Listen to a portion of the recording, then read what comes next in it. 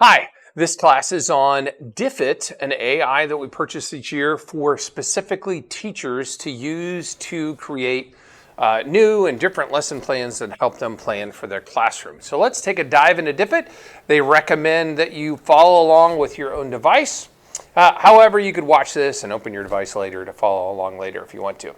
So I'm going to show you what Diffit does. I'm going to show you how to create resources and activities with Diffit using just their fantastically easy website to get along the way. So what Diffit does, it allows you to find new and create new material for your kids. It allows you to change writing levels for different levels of readers. It allows you to analyze text that you give it or to find new text for you to find the right activities for your classroom. So the website name is Welcome to Open House Night. Okay, so the website is called app.diffit.me, and we're going to go ahead. I'm just going to go ahead and open the tab so you can see what Diffit looks like, and we can kind of go through. Now, first of all, I'm already logged on. If I wasn't logged on, you can just hit the login button and you can sign in with Google. We have full featured accounts, so we're able to use all the things that Diffit does. If you were watching this and you didn't have a full featured account, really the only thing you can't do is the activities.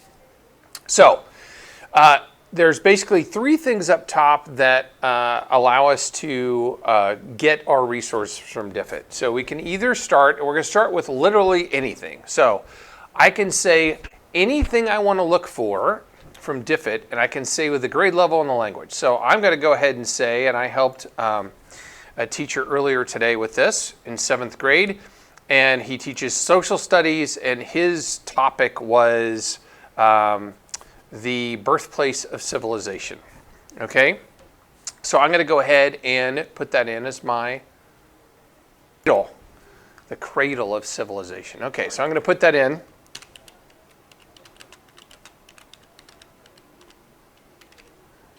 Let's see if I can spell it right. Cradle of Civilization, and I'm going to hit 7th grade English Get Resources. Now this goes out to the web and looks for material relating to what you did, and this is the first way you can use it. And it's going to generate reading material for us on this one. Okay, so it starts up top. Here's some images for us that we can use for the Cradle of Civilization. If we don't want to use that one, we can go and there's a list of images that we can use to point out where the Cradle of Civilization is. Then we have a reading passage in here that's written at a 7th grade level for us. I can adjust the length. I can show the resources where the information came from, and as a teacher I may want to do that to make sure it's good resources and I like where it came from. I can also go and edit this. Now I'm in a text editing mode to edit as much as I want, change whatever I want. I can adjust the length of it.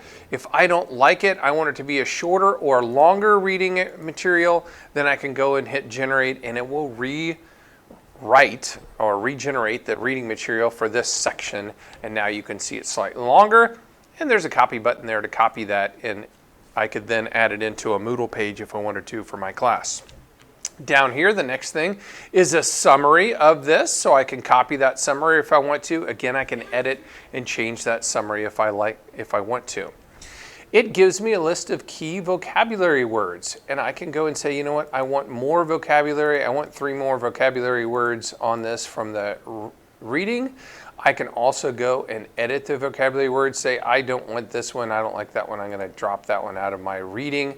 I can go and add images to it if I want to, and it allows me to drag and drop images in there of a specific thing, and you can see it lets me search out for something that, I don't know what would be a good image for that one, so then I can save it inside the resource. So I can add pictures to my vocabulary word. Again, I can edit, and when I'm done, I can copy that. So I can have a list of vocabulary words for this reading that I can use to give to my kids, and I can get images to help them remember what that vocabulary word meant.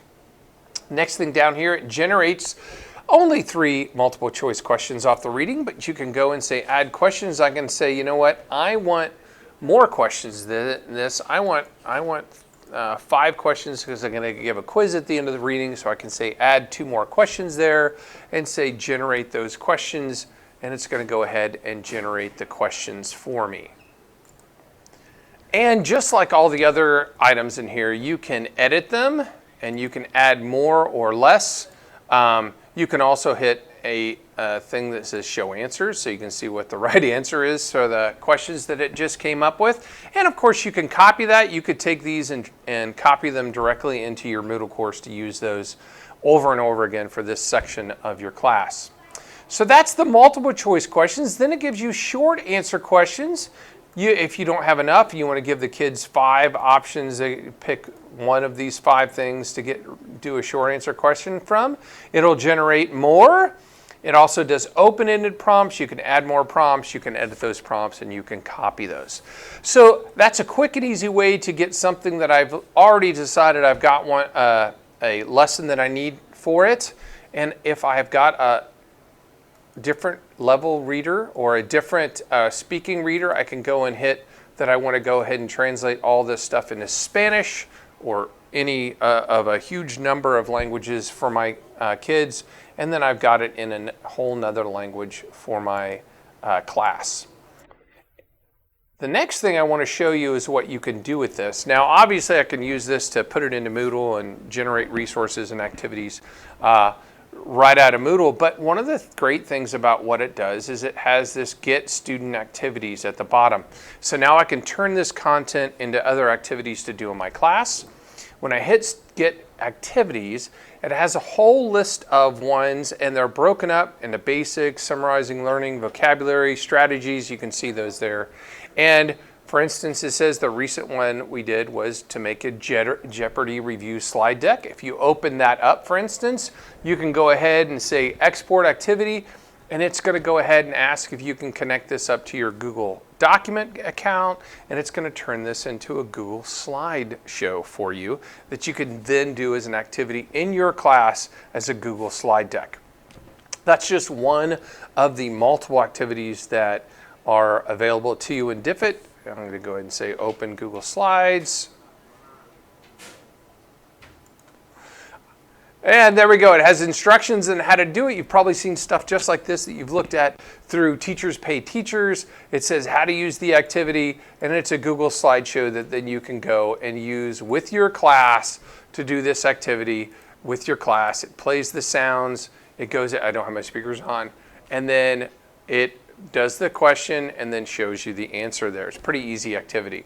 There's a whole list of activities, though, that we can do if we're trying to find other activities to do in our class.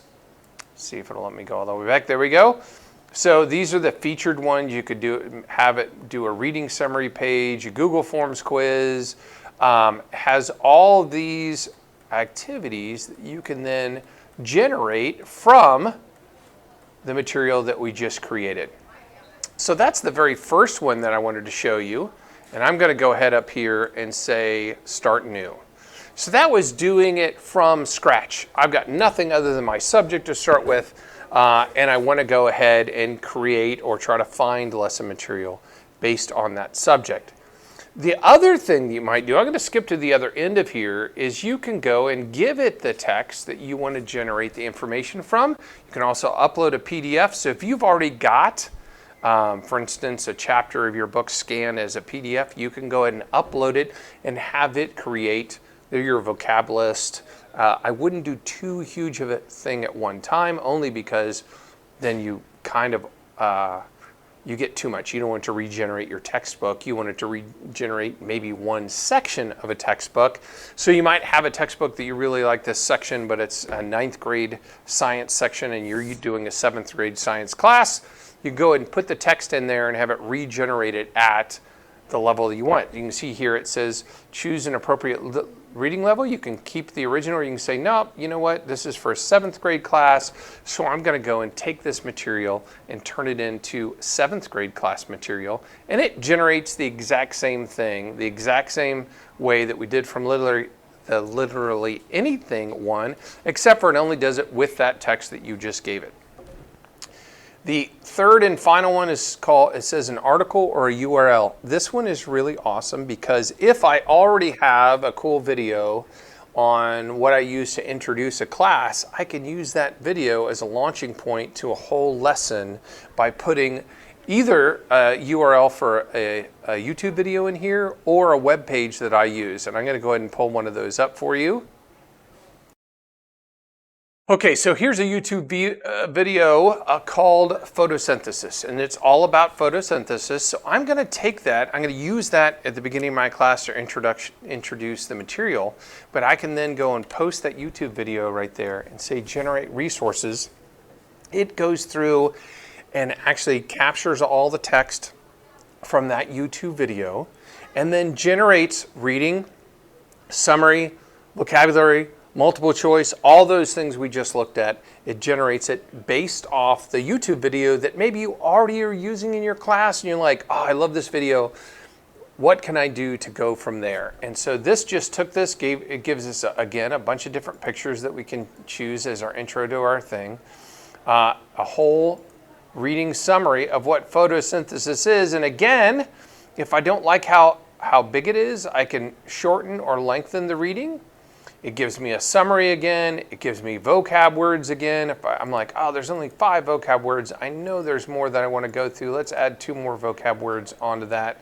And then I've got more vocab. I've got, again, only 3 multiple choice, but I can easily go and say, you know what, I want more than that, and have it generate more multiple choice questions from that material. And I may be like, you know what, I hate question number 4.